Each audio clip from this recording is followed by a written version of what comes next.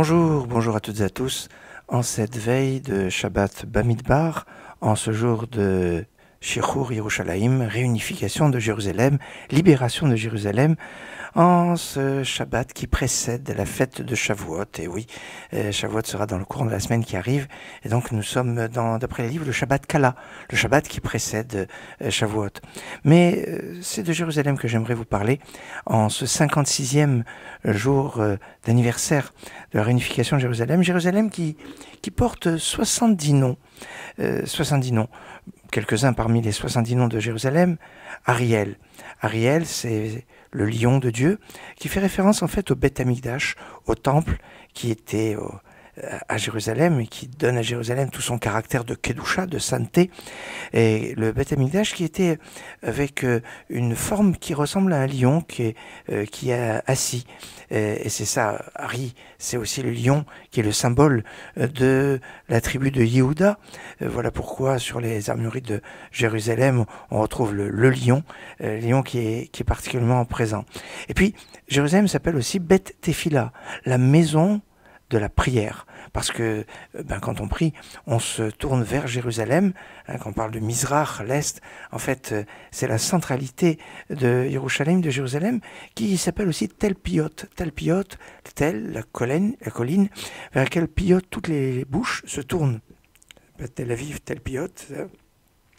Un autre nom de Jérusalem, c'est Tabour Haaretz, le nombril de la terre. Un petit peu comme Tibériade, même si Tibériade, l'origine du mot Tibériade vient peut-être de Tibère, mais peut-être pas de Tabour. Mais on donne aussi cette étymologie liée avec le nombril de la terre. Et puis on l'appelle aussi Aramoed, la montagne du rendez-vous, comme la tente d'assignation telle qu'elle est appelée dans notre paracha, Ohel Moed, le lieu du rendez-vous, le lieu où chaque année on doit 3 fois par an faire pour les fêtes de pèlerinage. C'est ça, les régalim. Les régalim, ce sont ces fêtes où on a une mitzvah de se rendre à Jérusalem pour se ressourcer, pour reprendre une dimension de Kedusha.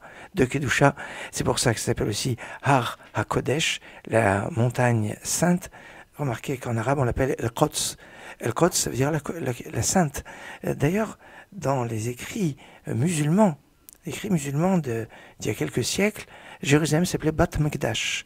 Bat Mikdash, c'est-à-dire Beth Amikdash, par référence au temple de Jérusalem qui a été construit par le roi Salomon, détruit par Nabuchodonosor et Nebuzaradan, et reconstruit après à l'époque de Zerubbabel et de Ezra, et qui va être détruit après par Titus.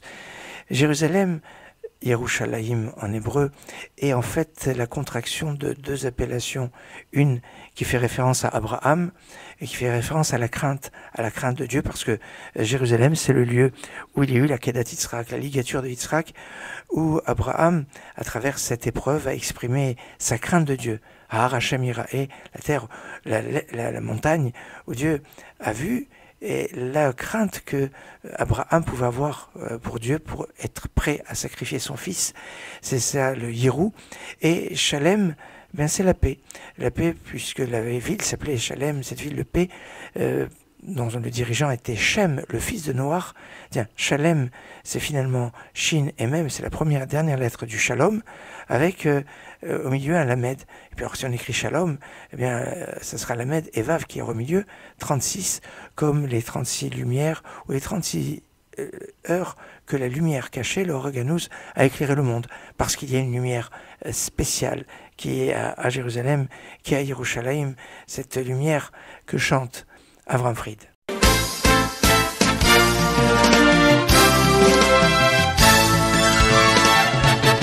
Yerushalayim, oh Yerushalayim, Yerushalayim, oh Yerushalayim, Yerushalayim, oh Yerushalayim, ay ay ay oh Yerushalayim, Yerushalayim, oh Yerushalayim, Yerushalayim, oh Yerushalayim, Yerushalayim, oh Yerushalayim, ay ay ay oh Yerushalayim, ay ay umi, oh Yerushalayim, oh Yerushalayim, umi, oh Yerushalayim, HaKadosh Baruch Hu, ay ay umi, oh Yerushalayim, oh shel Yerushalayim Umi oiro shel Yerushalayim HaKadosh Baruch Hu Yerushalayim Yerushalayim Yerushalayim oiro shel oirom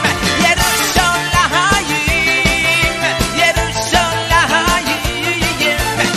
Yerushalayim oiro shel oirom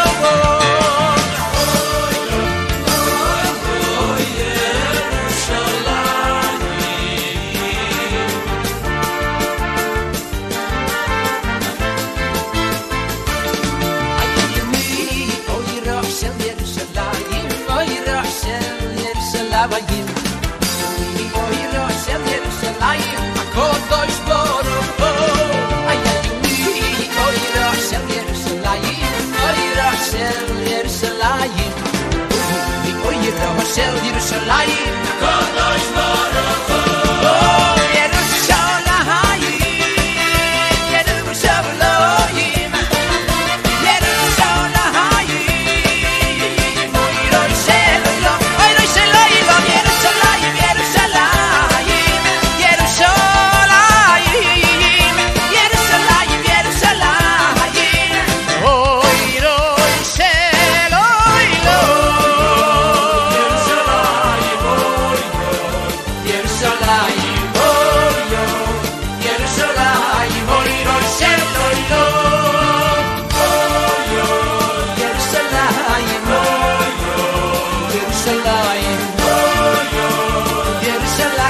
Oiroi Shel Oilom.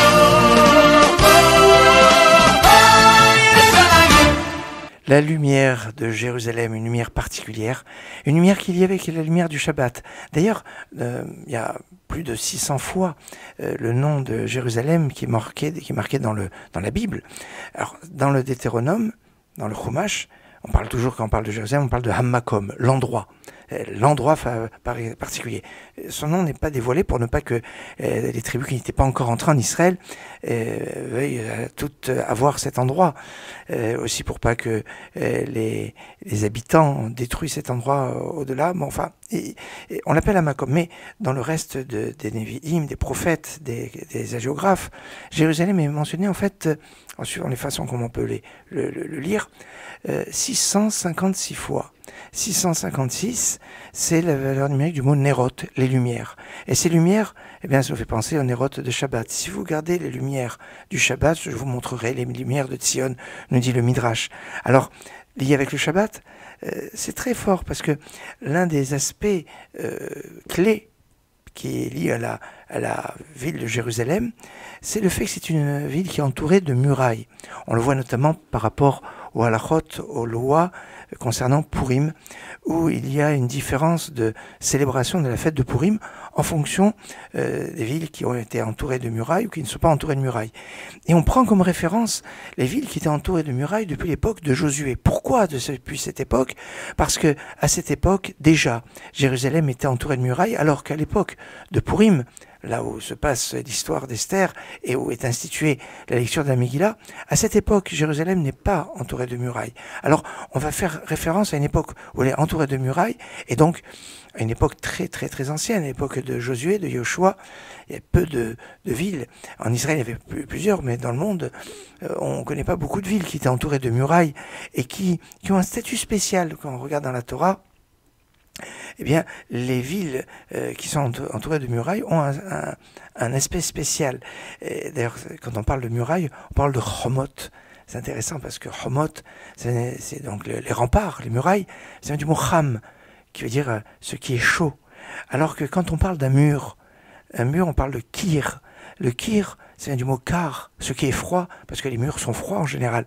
Par contre, les remparts de Jérusalem sont des chomot Yerushalayim. Alors c'est vrai que les remparts de Jérusalem aujourd'hui ne datent pas de l'époque de Josué et ne datent pas de l'époque ni de Salomon ni de l'époque de Ezra, mais ont été érigés au XVIe siècle par Suleiman le Magnifique. Alors, il y a un point qui est quand même intéressant, c'est que dans ces chomot, ces murailles, elles sont percées de 7 portes. à la base, il y avait 7 portes, dont une porte qui est murée, Sha'ara Arahamim, et 6 portes donc ouvertes. Alors c'est vrai qu'au XVIIIe siècle, 19e siècle plutôt, bien, il a été ouvert une 8e porte qu'on appelle Sha'ar Hadash, la nouvelle porte. C'est un peu particulier sur ce point, mais c'est intéressant ce lien avec les portes, 6 portes ouvertes et une fermée. Quand on considère donc la ville de Jérusalem avec ses murailles telles qu'elle avait été faite depuis le XVIe siècle. Et c'est intéressant parce que on parle de murailles, on parle aussi de murs. Évidemment, quand on parle de Jérusalem, on pense au Kotel HaMaaravi, au mur occidental, que je n'aime pas, le mur des lamentations. C'est le mur Kotel HaMaaravi, et c'est important de le mentionner comme Ma'aravi, pas parce que ça fait référence au Maghreb. Non, Ma'aravi, oui, c'est ça, Ma'aravi, c'est l'ouest, l'ouest, là où le soleil se couche. On arrive au soir, Ma'ariv, comme Ma'ariv, c'est la nuit. Ma'aravi, c'est là où qui va vers le soir. Kotel HaMaaravi, en fait, ça fait référence au Kotel qui était derrière le Kodesh HaKodeshim, le Saint des Saints. Parce que le Beth Amikdash, le temple de Jérusalem, n'était pas orienté vers l'est. Nous, on prie vers l'est, enfin, on prie vers Jérusalem. Alors, quand on se trouve à l'ouest de Jérusalem en Europe, on prie vers le sud-est, le sud-est. Mais en fait, le principe, c'est de prier vers Jérusalem. Vers Jérusalem, c'est pour ça que quand, par exemple, quand on est à Méron ou à Tzfat ou à Tibériade, au nord d'Israël, on prie vers le sud. Et quand on est à Eilat, on prie vers le nord. Et quand on est à Jéricho, on prie vers l'ouest. Alors que quand on est à Tel Aviv, à Netanya, eh bien, on prie vers l'est, vers le sud-est même, mais toujours vers Jérusalem. Ça, c'est la direction que l'on fait parce que c'est la porte du ciel. Mais le Beth Amikdash lui-même était orienté vers l'ouest. Parce qu'on dit que la Shrina se trouve à l'ouest, parce que le soleil fait un petit peu comme une sorte de prosternation vers l'ouest. Et donc, comme le Beth Amikdash était orienté d'est vers l'ouest, donc ça veut dire que le Kodesh HaKodeshim, le Saint des Saints, qui était au fond donc du Beth Amikdash, était plus proche du mur ouest, le Kotel HaMaaravi, d'où son importance, parce que quand on est derrière le Kotel HaMaaravi, eh bien on est derrière l'endroit où il y avait le Kodesh HaKodeshim, alors le Saint des Saints. Alors certains vont être de biais un petit peu parce que c'est plus vers la gauche que trouvait le Kodesh HaKodeshim que tout droit, mais enfin bon, en général on ne fait pas trop attention à cet aspect, mais c'est remarquable ce point lié avec les murailles, avec les murs, avec les pierres.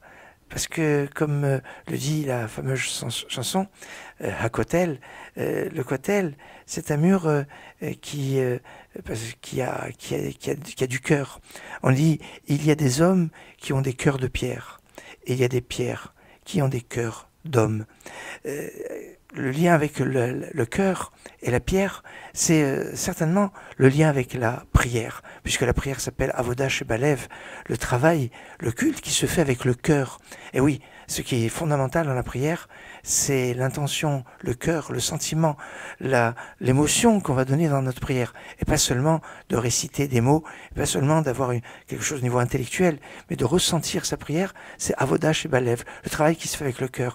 Et on va orienter notre prière vers Jérusalem, vers le Beth Amikdash, vers le temple, vers le Kotel HaMaaravi, vers ce mur dont les pierres ont un cœur de chair, alors qu'il y a des hommes qui ont des cœurs de pierre, comme on l'a dit. C'est un enseignement intéressant.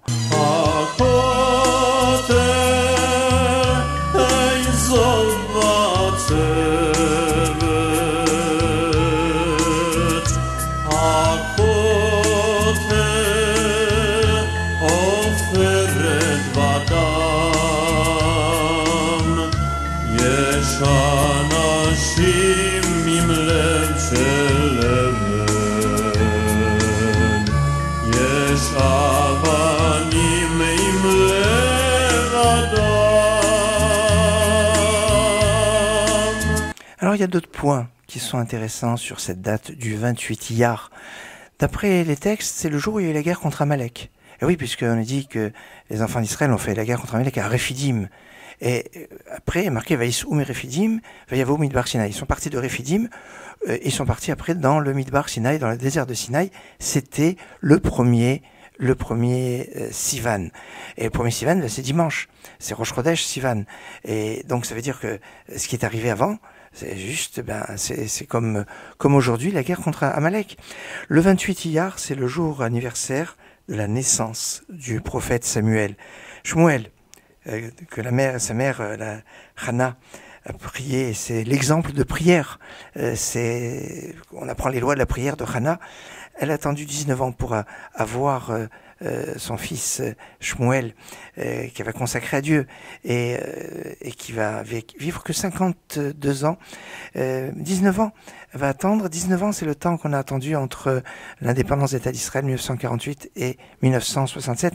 On a eu l'occasion de développer ce principe de 19 ans qui est le rééquilibrage entre les 12 mois lunaires et l'année solaire, de rééquilibrage d'un 13e mois qu'on leur ajoute. Bon, mais il y a d'autres aspects, c'est que le prophète Samuel, donc, qui est né comme ce jour et qui est décédé comme ce jour, c'est lui qui a oint le roi David, dont le jour d'Aïloa, c'est le jour de Shavuot, c'est exactement dans 8 jours, puisque ce sera vendredi prochain, le jour de Shavuot, et le roi David qui va faire de Jérusalem la capitale d'Israël.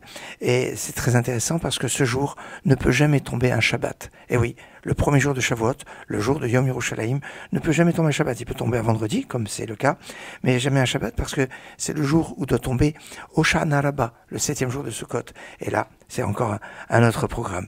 Je vous ai pas beaucoup parlé ni à Parashat Bamidbar, ni le fait que dans le Daf Yomi, on a commencé un nouveau traité, le traité Gittin, un programme fort, et puis on est en perspective de la fête de Shavuot. Je vous propose que tout à l'heure, vers les 15h, nous puissions nous pencher sur tous ces aspects. Pour l'heure, je vous souhaite Shabbat Shalom, Git Shabbos, Shabbat Shalom, Umevorach, et une bonne fête de Yom Yerushalayim.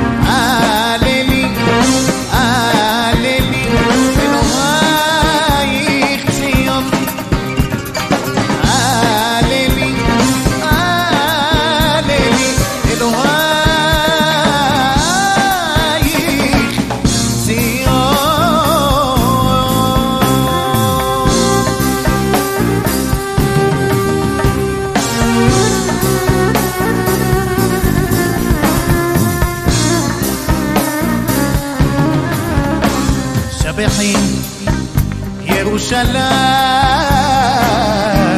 את אדוני הללי אלוהי ציון שבחני ירושלים את אדוני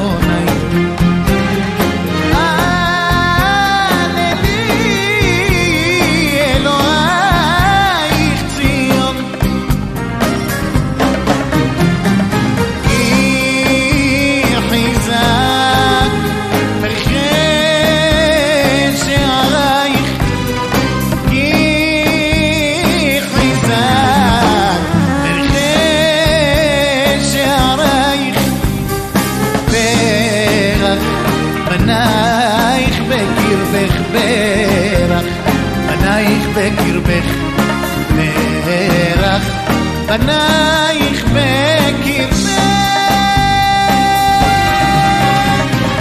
הללי הללי אלוהיך ציון הללי הללי אלוהיך ציון